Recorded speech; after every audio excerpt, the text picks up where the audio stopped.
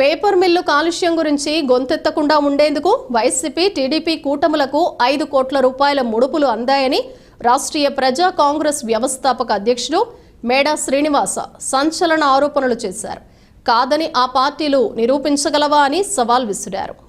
Rajahmundry press క్లబ్లో శనివారం జరిగిన మీడియా సమావేశంలో మేడా శ్రీనివాస్ మాట్లాడుతూ పేపర్ మిల్లు నుంచి ఎన్నికలకు ముందే ముడుపులు అందుకున్న వాళ్లు రేపొద్దున ఎన్నికల్లో గెలిస్తే సురక్షితమైన మంచినీరు ఎలా అందిస్తారని ప్రశ్నించారు.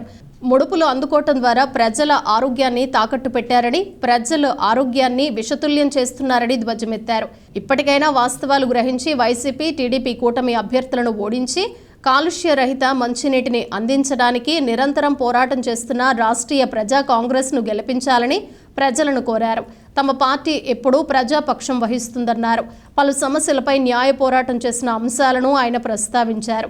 ఎవరు పడితే వాళ్లు రాజమండ్రి గురించి చరిత్ర చెప్పేస్తూ చరిత్రను కలుషితం చేస్తున్నారని మండిపడ్డారు. స్థానికేతరులను ఓడించాలని ప్రజలకు పిలుపునిచ్చారు. కాసా రాజు, సింహ దుర్గారావు, కొత్తపల్లి భాస్కర రామం, ఆర్కే చెట్టి, వర్ధనపు శరత్ కుమార్, ఎండి హుస్సేన్, కారుమూరి యుగంధర్, లంక దుర్గా ప్రసాద్, బర్ల ప్రసాద్ తదితరులు పాల్గొన్నారు. వైఎస్ఆర్ కాంగ్రెస్ పార్టీకి ఆధిపత్య పోరు జరగడం అనేది సహజం.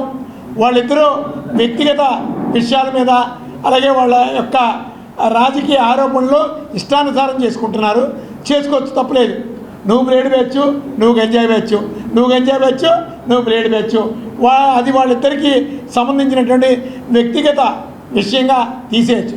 కాకపోతే నేను ఎంపీ భరతరామ్ గారికి నా రిక్వెస్ట్ ఏంటంటే, ఈ రాజమండ్రి చరిత్ర పొల్యూట్ అయ్యే విధంగా దయచేసి మీరు ఫ్లోలో మాట్లాడద్దు అని చెప్తున్నాను. అదేంటంటే ఆనంద కళాకేంద్రం, త్యాగరాయ కళాక్షేత్రం, అలాగే ఇంకా కొన్ని అంశాలను క్రోడీకరిస్తూ ఇది మా తాతలో మా ముత్తాతలో చేసినటువంటి కార్యాచరణలో ఇవన్నీ ఆ ఐకాన్లు మీ పెద్దల దగ్గర నుంచి ఈ రాజమండ్రిలో ఏది చేసి ఒకవేళ ఉద్యోగస్తులు ఎవరైనా ఉండుంటే ప్రతి ఉద్యోగస్తులు ఏదో ఒక రాజకీయ పార్టీకి ఒక బంధువు అయి ఉంటారు.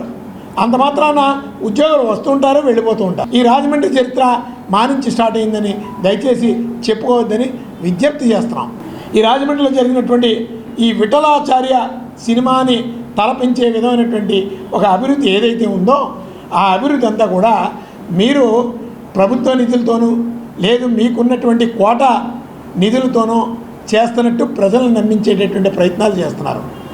వాస్తవానికి ఈ ఎన్నికలను బేస్ చేసుకొని పేపర్ మిల్లు వారి దగ్గర నుంచి సుమారు నేను పేర్లు చెప్పడానికి కూడా సిద్ధంగా ఉన్నాను. ఏ విధమైన వెనకడికి వేసేటటువంటిది లేదు. సుమారు 5 కోట్ల రూపాయలు పేపర్ మిల్లు వారి దగ్గర నుంచి ముడుపులు తీసుకున్నాయి ఈ పార్టీలు. ఈ రాజమండ్రి గోదావరి జలాల్ని విషద్రావం కింద తయారు చేస్తున్నారు. ఈ రాజమండ్రిలో ప్రతి ఇంటికి 2 జబ్బులతో తిరుగుతున్నారు. ప్రతి వాళ్ళు హాస్పిటల్ చుట్టూ తిరుగుతున్నారు. ట్యాబ్లెట్ వేసుకోకుండా బ్రతుకుతలేదు. ఈరోజు ప్రజల ఆరోగ్యాన్ని మీరు పేపర్ మిల్లుకి తాకట్టు పెట్టి మీ ఎన్నికల ఖర్చుల నిమిత్తం పేపర్ మిల్లు వారి దగ్గర నుంచి మీరు తీసుకున్నారు. ఏమంటే కూటమిలో అందరూ భాగస్వాములే. వామపక్షాలు తీసుకోలేదు అని అనుకుంటే ఖచ్చితంగా ఈ విషయం మీద చర్చ పెట్టమనండి. పేపర్ మిల్ పొల్యూషన్ మీద మాట్లాడమనండి. వామపక్షాలు తీసుకున్నాయని ఆరోపణ చేస్తారు. కానీ మీరు అడిగినటువంటి ప్రశ్నకి ఖచ్చితంగా పేపర్ మిల్ మీద గొంతెత్తి అరవాల్సినటువంటి అవసరం ఉంది. పేపర్ మిల్ ద్వారా ఈ రాజమండ్రి గోదావరి జలాలన్నీ కూడా విషద్రావంగా మారిపోయినాయి. ఒక క్రైమ్ నెంబర్ 49 2022 కలం వెంకటలక్ష్మి వాళ్ళ బిడ్డని నిర్దాక్షిణ్యంగా చంపేస్తే 174 క్రైమ్ రిజిస్టర్ చేశారు. ఆ తల్లి ఆ కుటుంబం మా ఆఫీస్ చుట్టూ ఏడ్చింది. అన్ని పార్టీలకి మొరపెట్టుకుంటే ఎవరో పట్టించుకుంటా లేదన్నారు. ఖరీదైనటువంటి న్యాయాన్ని కొనుక్కోలేకపోతున్నాం అన్నారు. టీడీపీ పంపకాల్లో మేము మొట్టమొదటి నుంచి చెప్తున్నామండి, అవినీతి వాటాల్లో వీళ్ళిద్దరూ ఒకటే. ఈ కూటమే వైఎస్ఆర్సీపీ వాళ్ళు రాజకీయ విమర్శలు చేసుకోవడమే ఒక వ్యత్యాసం చూపిస్తారు తప్ప ఈరోజు ఇసుక ఉందండి. ఇసుక కుంభకోణం అంతా ఎవరు చేశారండి? ఆ పిల్లలు వీక్ అయిపోవడానికి కారణం ఎవరండి? ఈ ఖాతాలు అడ్డాగా బేస్ చేసుకొని ఘోరమైనటువంటి డ్రిల్లింగ్ చేస్తున్నారు. ఇద్దరు చేస్తున్నారు.